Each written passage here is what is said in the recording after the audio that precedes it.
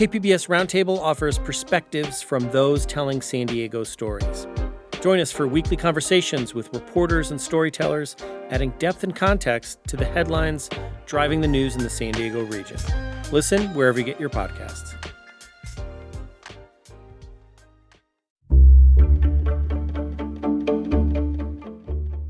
Good morning, I'm Lawrence K. Jackson. It's Wednesday, March 25th. Residents living near the Tijuana River are now getting more frequent alerts of elevated sewage gas. More on that next, but first, the headlines.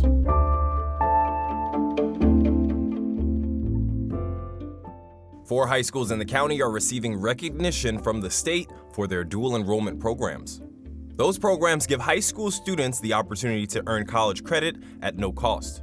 The California Department of Education says that the Exemplary Dual Enrollment Award highlights programs that demonstrate a strong partnership between high schools and colleges. Congrats goes out to Altus Schools East County, Altus Schools South Bay, Health Sciences High and Middle College, and Oceanside High School. A contractor is preparing to install 2 wildlife-friendly shoreline structures in San Diego Bay. One will be placed along Harbor Island Park and another along the Chula Vista side of the Sweetwater Channel. The port says the wildlife-friendly structures not only stand up to waves, but also help to improve water quality and helps to protect and foster local biodiversity and ecosystems. One local favorite is teaming up with another nationally ranked favorite. The UT reports that the 1888 Queen Anne Cottage, also known as the Top Gun House in Oceanside, will serve as the newest location for Anne's Gelato Company. USA Today ranked Anne's Gelato as the #1 ice cream shop in America in both 2024 and 2025. Their newest offering is set to open either late spring or early summer and will be named Anne's Gate D5. From KPBS, you're listening to San Diego News Now. Stay with me for more of the local news you need.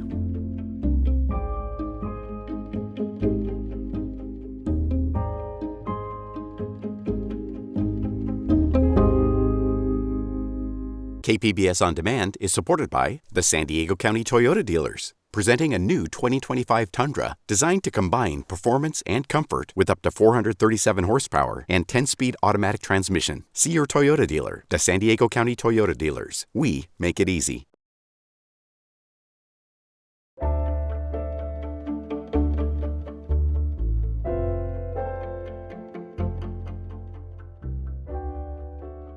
Communities near the sewage-laced Tijuana River have been experiencing elevated levels of sewer gas in recent weeks. Levels can worsen during hot weather, like last week's heat wave.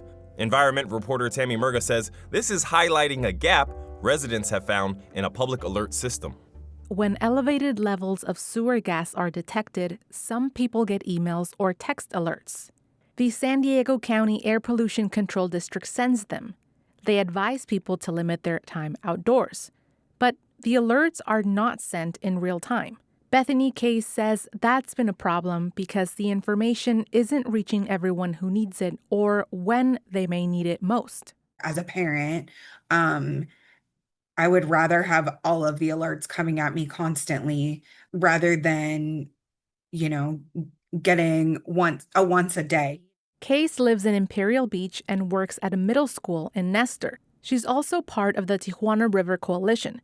The group recently pushed the district for a more effective alert system. She says it seems like they listened. They made sure that staff was going to be there earlier and later so that we would get alerts, families get alerts before kids go to school. As of Friday, the district has begun sending alerts as early as 5 a.m. and as late as 10 p.m. Kay says a real-time system would be more effective. The district did not respond to a request for comment. Tammy Murga, KPBS News.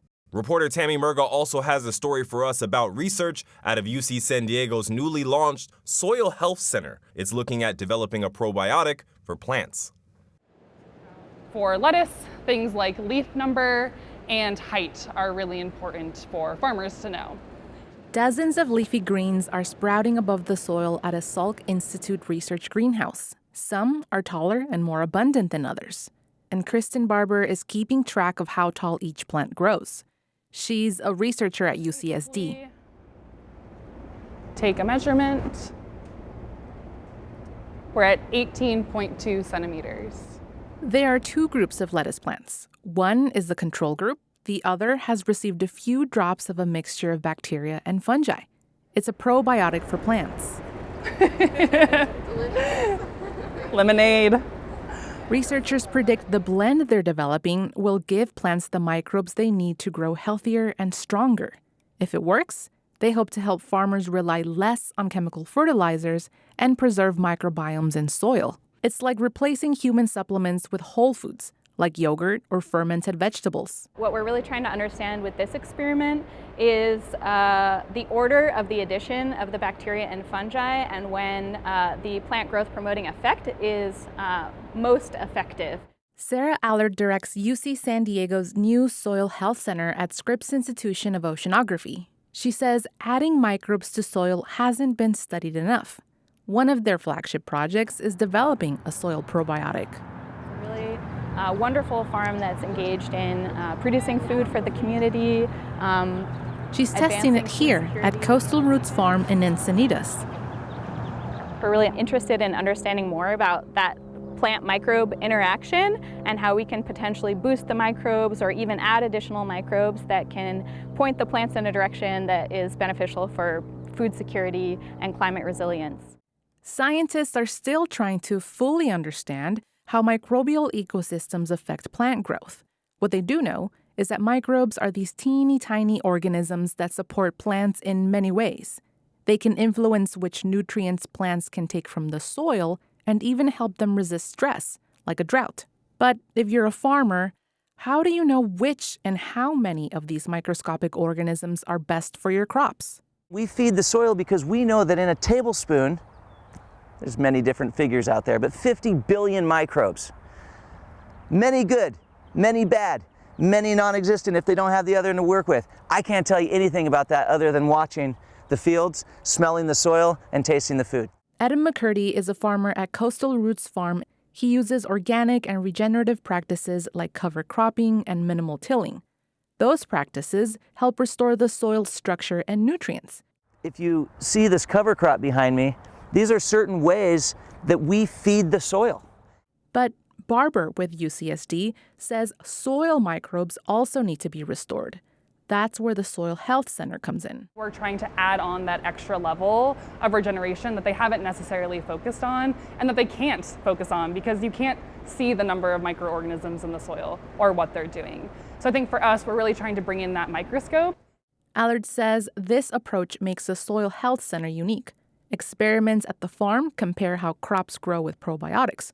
Farmers give feedback and scientists fine-tune their approach. Those are the things that the farmer need. If they're going to add a new product to the field, they really need to know that it's going to work effectively and consistently and not disrupt their operations. Researchers are perfecting their probiotic formula and learning when the application needs to happen. Barber says they can then investigate practical ways farmers can apply the probiotic. Right now, we can just apply it in its liquid form, but something that might be more shelf-stable might be something like a dried powder. Allard says there are many benefits to human health and the planet when soil health is improved. For one, the stronger the root is, the more planet-warming carbon can be stored in the soil. It's also important for our food security, for our resilience to climate change, to have really robust soils that can be resilient across all the challenges that they face. Researchers say they're interviewing more farmers in San Diego County to better understand how, together, they can support healthy food production. Tammy Murga, KPBS News. The Navy says it's investigating allegations San Diego Navy reservist Amar Campa-Najjar failed to mention his reserve status in his campaign for Congress. Military reporter Andrew Dyer says Campa-Najjar's website changed Monday when KPBS started asking questions. Until Monday, Amar Campa-Najjar's campaign website described him as a, quote, U.S. Navy officer, only noting his reserve status in a small blurb farther down the page. Emails obtained by KPBS show his official candidate statement also described him only as a Navy officer. The San Diego Registrar of Voters requested it be updated to say reserve officer after a rival campaign complained. Mark Ball spent 10 years in the Navy as an officer, 2 of those in the reserves. He's earning a master's in public leadership at the University of San Francisco. He says he came across Campa campaign while doing case studies of veteran candidates for office. Just be honest about your service. You don't need to blow it up to anything that it's not. The general public's not going to know the difference, but the veterans or military community will know the difference. In a statement, Campa campaign said allegations he misrepresented his service are unfounded. Campa received a direct commission as a reserve public affairs officer in 2023. Prior to that, he ran unsuccessfully for office 3 times, twice for Congress and once for mayor of Chula Vista. Andrew Dyer, KPBS News. Late last year, California made medical aid in dying permanent. Health reporter Heidi DeMarco says one local leader is proposing changes to protect end-of-life decisions. A warning, this story discusses intimate details of death.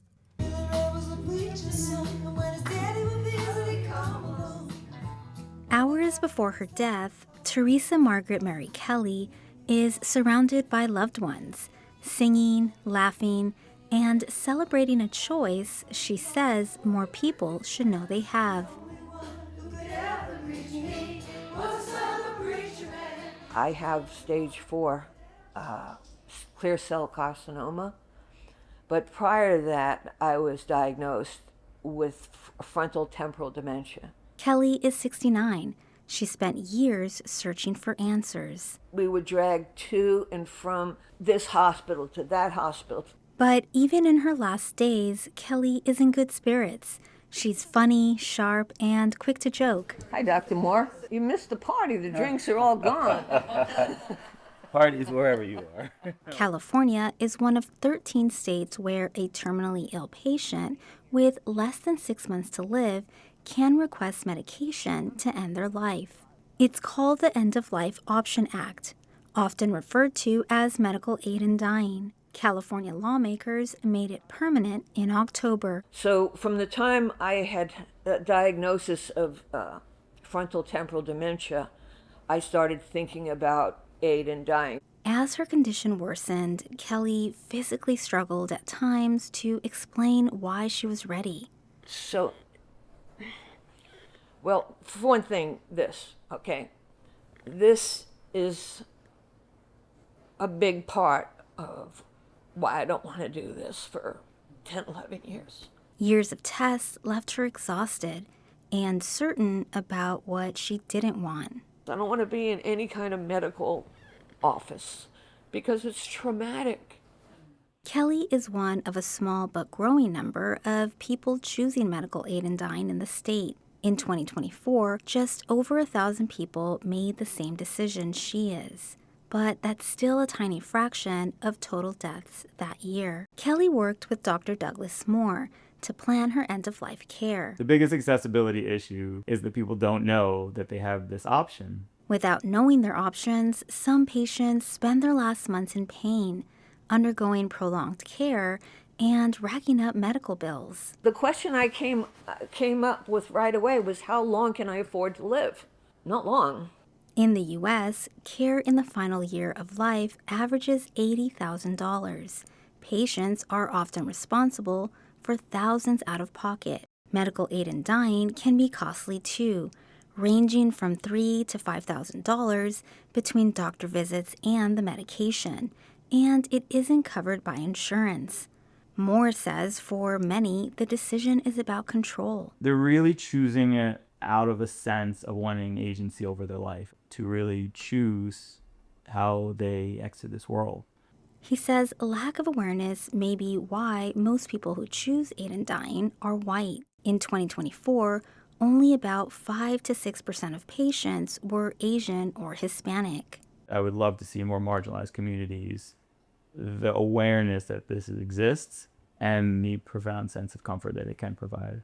Now, a San Diego lawmaker introduced a new state bill that would strengthen how patients' end-of-life wishes are documented. It modernizes key forms like advance directives and do not resuscitate orders, so they're clear and recognized across health systems, in emergencies or across state lines.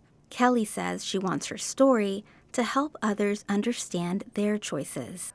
It doesn't have to be a terrifying, scary thing. She chose to take her life on February 20th. International Day of Social Justice. So I sort of want to give my heart to that as I leave the planet. Dr. Moore walks her to her bedroom, filled with flowers and flickering candles. Yeah, Rhonda, I think take it away, and Dr. Moore will hand you the drink. Every long journey is made a small step. Friends share stories, hold her hand, and celebrate her life as she drifts off to sleep. Moore says Kelly's story shows what's possible when people know their rights and plan ahead. Heidi DeMarco, KPBS News.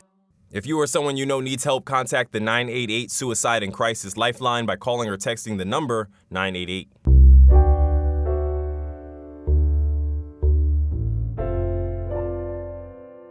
Baseball's opening day is just around the corner, and the Padres yesterday unveiled some of their offerings that are in store for fans. Reporter Alexander Wen has a preview of what's new at Petco Park for this season. The Padres rolled out the red carpet Tuesday to show off the Diamond Room. It's a 70s-themed cocktail lounge and speakeasy. I just felt like I came out of the 70s. Padres great Trevor Hoffman was there testing out one of the drinks. It's nice. That's nice. Very smooth. Padres Senior Vice President of Special Events, Jacqueline Lash, says the lounge acts as an extension to the park for people to hang out before and after the game. It's approachable, but it's upscale, so great drinks, great food, whether it's you want pizza or Diamond Dog, a really bomb hamburger, so we're really excited. But that's not all fans can expect. Inside the park, the Padres added 2 new video boards to the first and third base towers. They will show real-time pitchers' statistics. The team says it's to add to the fans' experience. The Padres season opener is this Thursday. Alexander Wen, KPBS News. This weekend, Comic-Con hosts its sister convention, WonderCon, at the Anaheim Convention Center. Arts reporter Beth Accomando says, unlike Comic-Con, you can still buy passes at the door. San Diego artist Patrick Ballesteros is preparing for WonderCon. Honestly, I believe people still see it as oh, that's the step sibling of Comic-Con in a sense. Nothing that's wrong with a step sibling. No, but sometimes it's tough to get attention as the step sibling. But people are discovering the benefits of WonderCon. You can buy your tickets at the door, walk into many panels, and smaller crowds allow for a better experience. It's a little bit more intimate because you can engage more with your community, with the familiar faces that you see in San Diego time and time again. But at WonderCon, I can come out from the table, I could talk to people, I can ask them how they're doing, what's up, what they think of the setup, or what's going on with them.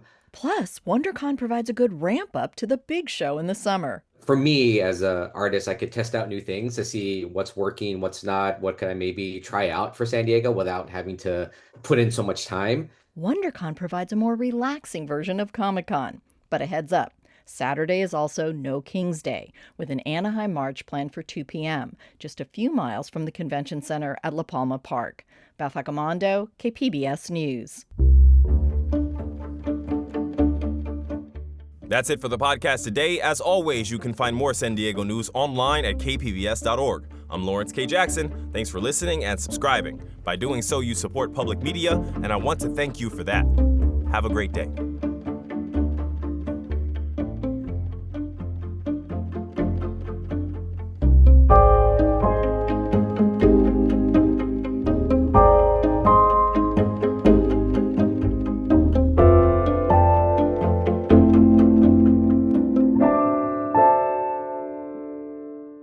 KPBS On Demand is supported by ACLU of San Diego and Imperial Counties. The work of the ACLU is about closing the gap between the America that was promised and the America that is. Learn more at www.aclu-sdic.org.